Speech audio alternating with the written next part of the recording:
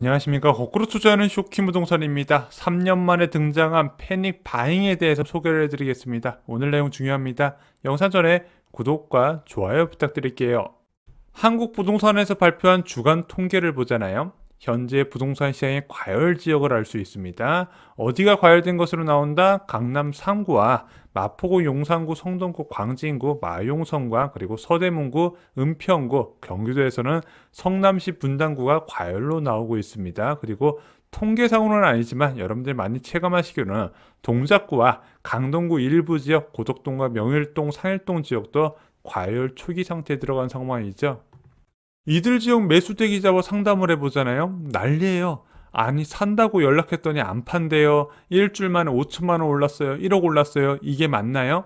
지금 인기 지역은요. 전고점 대비 90에서 95% 수준이거든요. 근데 90%도 요즘 잘 없어요.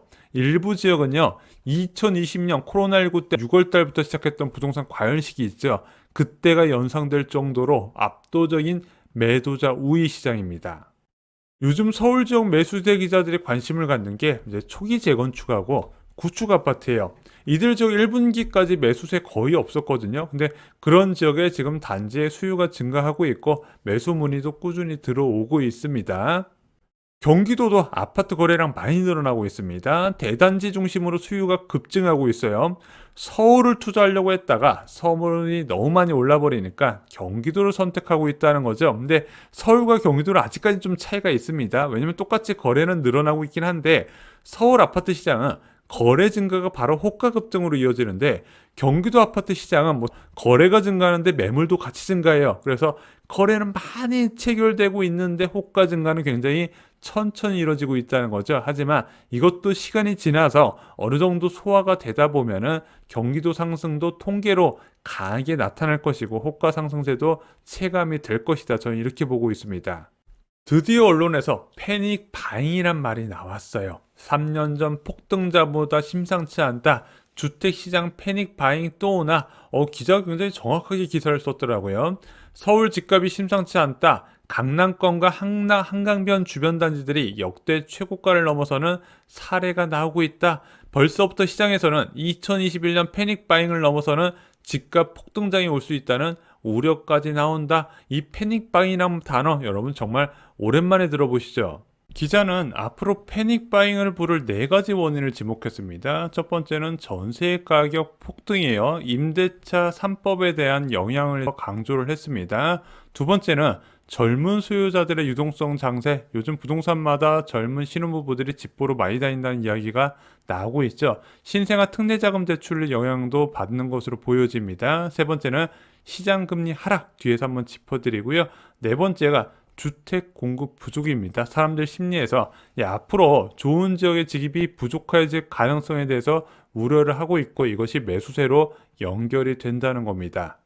특히 시장금리에 주목을 해야 되거든요. 지금 대한민국 아파트 매매 시장은요. 국채 5년물 금리와 연동이 돼요. 자, 근데 지금 국채 5년물 금리가 어느 정도다? 3.21%입니다.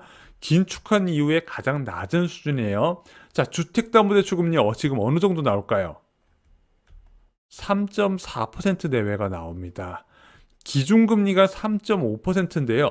주택담보대출 금리가 3.4% 내외에서 측정이 되고 있어요. 그리고 전세대출 금리는 3.6%입니다. 자, 올해 초에 집값 잠깐 떨어졌었잖아요. 그때 미국 국채금리가 치솟으면서 대한민국 시장금리도 같이 올라갔었거든요.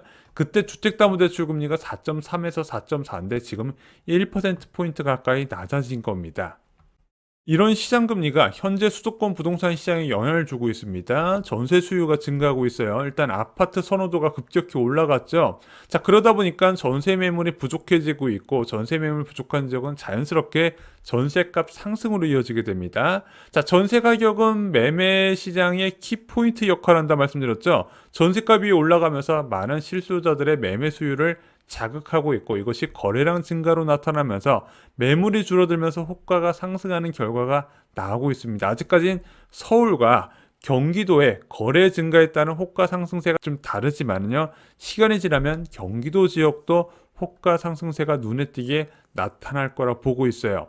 전셋값 상승세가 멈춰야 매매 수요도 줄어들 수 있다는 거 이제 아실 겁니다. 그럼 전셋값 상승세는 언제 멈추는데 4분기부터 멈추는 게 가능할 것으로 보여집니다. 왜? 입주 물량이 이때부터 쏟아지거든요. 올림픽파크 포레온을 비롯해서 뉴타운 지역에서 입주 물량이 동시에 나오게 됩니다. 이례적으로 2025년에 많은데 이번 겨울에 집중되어 있습니다. 자, 그러면 그때 집값이 떨어질까요?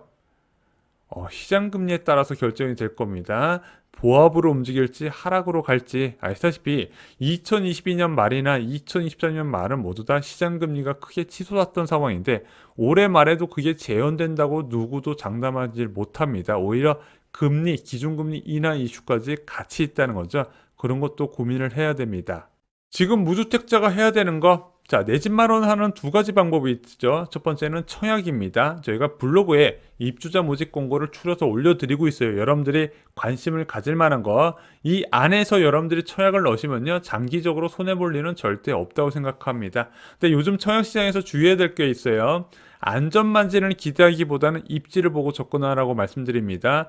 공공택지의 분양가 상한제 아파트도 분양가가 많이 올라가면서 안전마진을 기대하기 힘들어요. 철저하게 입지 중심으로 가시는 것을 추천드립니다. 두 번째는 기존 주택 매수죠. 내 집 마련할 때 세 가지를 살펴보면 장기적으로 괜찮습니다. 첫 번째, 고점 대비 마이너스 20%, 예를 들어 10억까지 갔던 아파트가 현재 8억 호가하고 있다. 괜찮습니다. 두 번째, 준신축 이상, 기왕이면 2010년 이후에 지어진 아파트를 매수하신 것을 추천드립니다. 그 전에 지어진 아파트하고 상품성이 많이 다릅니다. 세 번째는 1000세대 이상입니다. 자, 세대수는 황금성을 의미합니다. 1000세대 이상이면 여러분들이 원하실 때 쉽게 처분이 가능합니다. 특히 젊은 분들이 주택을 매수하실 때는요, 이 황금성이 중요하거든요. 자녀 계획에 따라서 이동을 할 가능성이 크기 때문입니다. 1000세대 이상 아파트를 고르시기 바랍니다.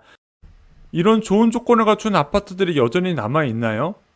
네, 남아 있습니다. 자, 서울을 비롯해서 일부 지역에서 과열 현상이 나타나는 건 맞지만요. 아직까지 전체적인 현상은 아니거든요. 수도권 지역에서도 여전히 좋은 기회가 남아 있기 때문에 여러분들이 발품을 통해서 그것마저도 사라지기 전에 잡으셔야 된다는 게 제 생각입니다. 직접 발로 뛰면서 알아보시기 바랍니다.